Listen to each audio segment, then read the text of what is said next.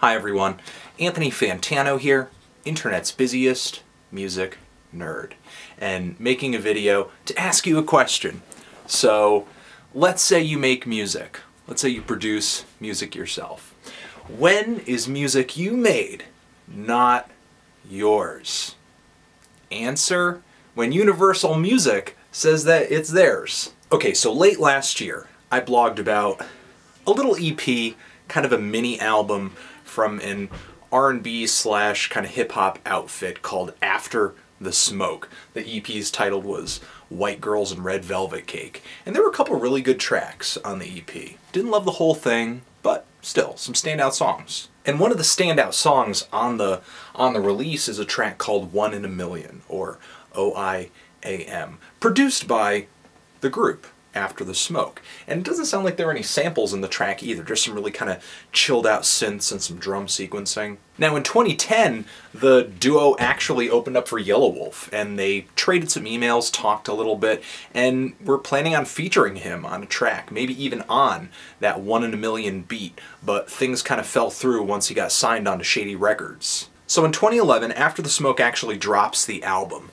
but recently, as recent as this month, Yelawolf and a group of MCs that he works with came out with a track with that beat that was originally on that After the Smoke album. It wasn't a copy, it wasn't a reproduction, it was the actual beat. Not that that's a bad thing though, because this is kind of a recurring practice in the hip-hop industry during the internet age. If you go on websites like DJ Booth or DatPiff, or any website that houses a lot of hip-hop, especially underground hip-hop mixtapes, you're going to see everybody is rapping over everybody else's beats. It's a system that kind of works as long as the MCs or whoever is lifting the beat for the purpose of a mixtape or a new single gives production credits somewhere on a website or along with the track title, just so that people know where the beats are coming from. So this Yelawolf track featuring the After the Smoke beat,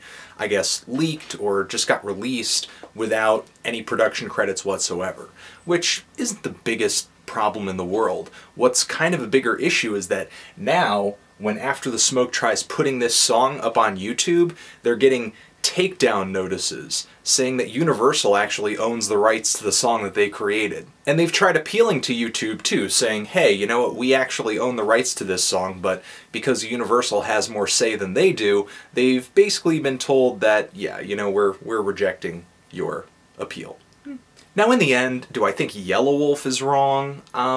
You know, I'm not completely sure, because one of the MCs that appeared on the track, Ritz, actually came forward, explained the track as being a leak, wasn't intentional. It's possible. As far as I know, the track is not on a mixtape or being sold in any way. And from what I understand, Yelawolf's management also explained this to After the Smoke as well. Still, I think it's important that when you use an artist's song, even if you don't plan on releasing it or something like that, it's, you know, good to do your best to contact that person just to let them know it's happened. I think it's best to kind of handle these things on a case-by-case basis.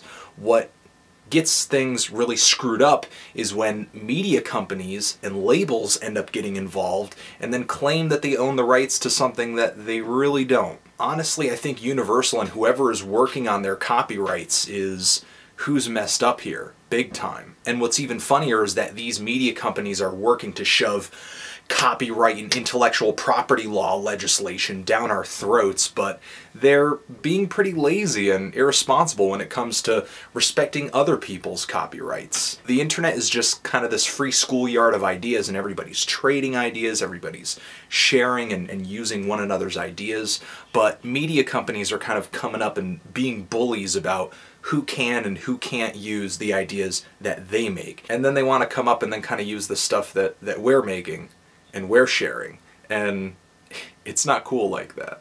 That was shown again this week when Disney dropped that Joy Division t-shirt, which they ended up pulling production on because they did not check with any of the remaining members of Joy Division as to whether or not they would be able to create such a shirt. Actually, it's been pretty recent where No Age and Kings of Leon kind of had a shirt beef going, and same thing with Akron Family and Man is the Bastard over using their logo in one of Akron Family's new t-shirts. You know, the thing is, I don't think the law needs to be brought into every single one of these cases if in fact an artist is borrowing an idea from another artist. Borrowing happens in a lot of ways. Like No Age didn't borrow tons of musical ideas from Sonic Youth to make their records. What I think is important from here on out is just to let people know when you're going to be borrowing something of theirs to create something new. Nobody needs to get shamed as long as they tell people where the inspiration for an idea came from. Going into the future, people are just going to learn to share these ideas more and more.